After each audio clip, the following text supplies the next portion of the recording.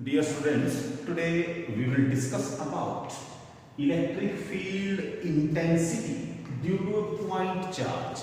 किसी point charge की वजह से इलेक्ट्रिक फील्ड इंटेंसिटी कितनी होती है that we have to calculate.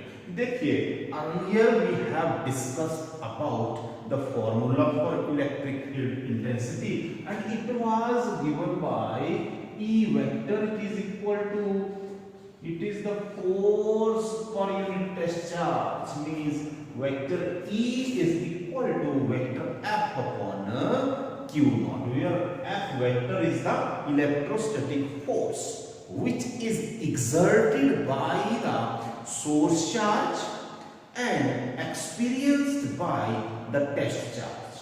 So there are two situations. The first situation is when source charge is at origin. आपके पास source charge given है और उसको ओरिजिन के ऊपर रखा हुआ हो, तब इलेक्ट्रिक फील्ड इंटेंसिटी कितनी होती है. So for that purpose let us consider we are having this coordinate system. हमारे पास कोऑर्डिनेट सिस्टम है. It is X axis, this is Y axis and here it is Z axis. And this is the origin here. Oh, now the source charge is placed at this origin. इस origin के ऊपर रखा हुआ है source charge को, and let the name of the source charge is positive Q. Clear? इस positive Q की वजह से हमने देखना है इलेक्ट्रिक फील्ड इंटेंसिटी कितनी है. फॉर्मूला आपके सामने है. E vector is equal to F vector upon Q naught. It means आपको पता है since electric field intensity how much, that is E vector is equal to F vector upon Q naught. Say is equation number 1. अब देखिए हमें electric field intensity चाहिए.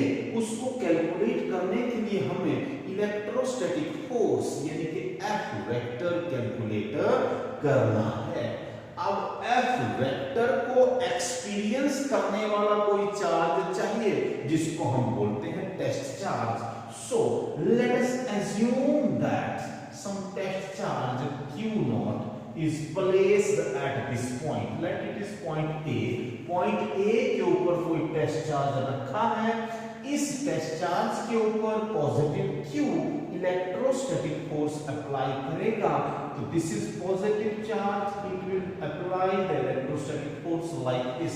It means the electrostatic force will be directed like this. This is F vector. And let the position vector of this Q naught, let it is represented as vector R. ठीक है, जिसकी direction हम represent कर सकते हैं with the help of some unit vector. Clear? So we can say the electrostatic force on Q naught due to positive Q is positive Q की वजह से कितनी इलेक्ट्रोस्टैटिक फोर्स हो जाएगी. F vector is equal to 1 upon 4 pi epsilon naught. This system is placed in air or vacuum, clear, and Q naught upon square of the distance into some direction which is unit vector R. Clear? So this is the value of electrostatic force. Now you know very well what is electric field intensity. So therefore equation 1 implies we will substitute this value in equation number 1. So equation 1 implies vector E is equals to 1 upon 4 pi epsilon naught. Here it is capital Q naught upon R square into unit vector R whole divided by this Q naught. This Q naught and Q naught cancel out. So the remaining formula is E vector is equal to 1 upon 4 pi epsilon naught capital Q upon R square into unit vector R. So this is the final formula for electric field intensity due to a source charge when it is placed at the origin. ठीक है, अब ये E vector है तो इसके पास magnitude भी होगा और डायरेक्शन भी होगी। इसका मतलब है इसका जो मैग्नीट्यूड है, magnitude that we can write separately, so magnitude E is equal to, you know very well, it is the magnitude of E vector, so it is 1 upon 4 pi epsilon naught Q upon R square. ये magnitude आ गया। ठीक है जी, अब magnitude में से हमें एक चीज मिल रही है, this electric field depends upon source charge Q and is independent of the test charge। Electric field intensity source charge के ऊपर डिपेंड करती है और इंडिपेंडेंट होती है किसके, टेस्ट चार्ज Q नॉट के। Secondly this E is also inversely proportional to R square। We can say this E is directly proportional to Q, ठीक है, बट इंडिपेंडेंट ऑफ, किस चीज से इंडिपेंडेंट है, of Q naught, test charge के ऊपर depend नहीं करता है। Secondly we can say E is inversely proportional to R square। देखिए अब यहां से खास बात सामने आएगी, if R tends to infinity, अगर R की वैल्यू इनफाइनाइट है, वेरी लार्ज वैल्यू है, then we can say E also tends to 0। What does it mean? R की वैल्यू इनफाइनाइट और E की वैल्यू कितनी हो गई, 0। इसका मतलब है इन्फिनिटी में जाके इलेक्ट्रिक फील्ड की वैल्यू 0 होती है। इसका मतलब ये हुआ, hence its range is infinite। So कोई हमसे पूछे कि what is the range of electric field due to a point source charge, तो हम बोल सकते हैं पॉइंट सोर्स चार्ज की वजह से जो इलेक्ट्रिक फील्ड की रेंज है वो इनफाइनाइट होती है। Clear? So this is about this. Graphically भी हम इसको रिप्रेजेंट करना चाहते हैं, we can represent it graphically also. ठीक है, देखिए किस तरह से अगर हम ग्राफ ड्रॉ करना चाहें between electric field and this distance R square, देखिए E is inversely proportional to R square, लेकिन हम बात कर रहे हैं R square की, so graph will not be a straight line, it will not be a straight line। If we draw the graph between electric field and 1 upon R square, then we can say E is directly proportional to 1 upon R square। Clear? So it will be a straight line। ठीक है, तो इस तरह से हम electric field discuss कर सकते हैं जब सोर्स चार्ज कहां रखा हो, ओरिजिन पे। चलिए अब नेक्स्ट केस कर लेते हैं, when the source charge is away from the origin. अभी सोर्स चार्ज ओरिजिन पर नहीं है, वो ओरिजिन से दूर है। So for that purpose let us consider here it is the coordinate system x, y and z। This is origin here।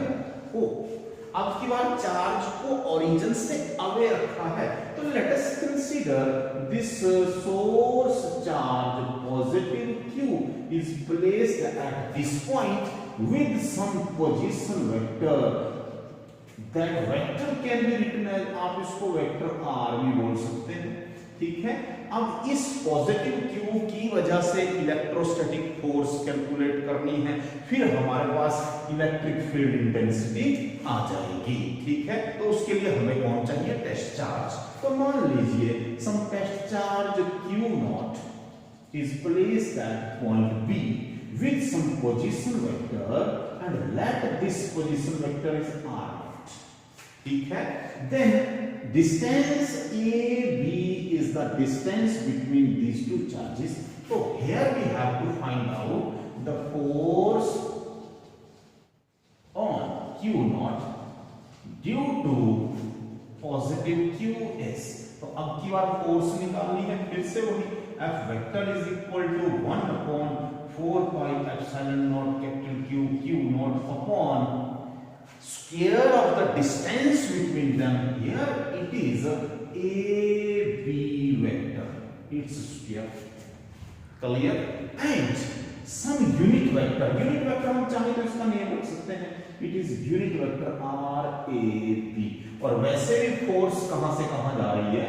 Positive Q से Q not की तरफ को जा रही है. तो ये जो RAB है हम इसको इस तरह से रिप्रेजेंट कर सकते हैं. ठीक है. So this is the unit vector RAB. Clear? Now we have to find out the value of this vector AB. तो इस ट्राइंगल में से हम इस वेक्टर को फाइंड आउट कर सकते हैं. क्लियर? किस तरह से? Vectors to be added are represented as the sides of the triangle. Then the closing side in opposite order represents the resultant. Means OA vector plus AB vector is equal to OB vector. यही हुआ इस triangle में से. हमें किस चीज की value चाहिए? Vector AB. So from here we can say vector AB is equal to OB vector minus OA vector. here OB vector कितना है जी? That is R naught. तो R naught vector minus vector R OA. ये आ गई हमारे पास इसकी value. ठीक है जी. तो हम बोलेंगे फ्रॉम ट्राइंगल OAB आपके पास आ गया vector AB is equal to R naught vector minus vector R. एक बात इसको हम बोल लेते हैं first equation. Here it is second equation. अच्छा AB वेक्टर आ गया हमारे पास, लेकिन R यूनिट वेक्टर नहीं आया. Unit vector R from A to B. तो also we can say this unit vector is equal to vector upon its magnitude. So we can write it like this. So here vector is vector AB. AB vector है जिसकी direction कौन represent कर रहा है? Unit vector RAB. Clear? तो आपके पास AB कितना है वो गिवन है सेकंड इक्वेशन में. It is R naught minus vector R divided by its magnitude. तो अब हम सेकंड और थर्ड इक्वेशन को फर्स्ट में पुट कर लेंगे. So put equation 2 and 3 in equation 1. So therefore equation 1 implies equation first में जब हम ये सब्स्टिट्यूट कर रहे हैं, so we get F vector is equal to 1 upon 4 pi epsilon naught. हाँ जी क्या आ गया साथ में? Q naught divided by AB vector का मैग्नीट्यूड राइट करना है. तो इक्वेशन 2 में देख लीजिए R naught vector minus vector R magnitude whole square. साथ में हमने यूनिट वेक्टर RAB की वैल्यू सब्स्टिट्यूट करनी है जो इक्वेशन नंबर 3 में हमारे पास है, और वो है vector R naught minus R vector divided by magnitude of R naught minus vector R. Clear? और we can write it as F vector equals to 1 upon 4 pi epsilon naught Q naught into vector R naught minus vector R divided by this is R naught vector minus R vector raised to power 3. ये आ गई हमारे पास किसकी value? Vector F की value.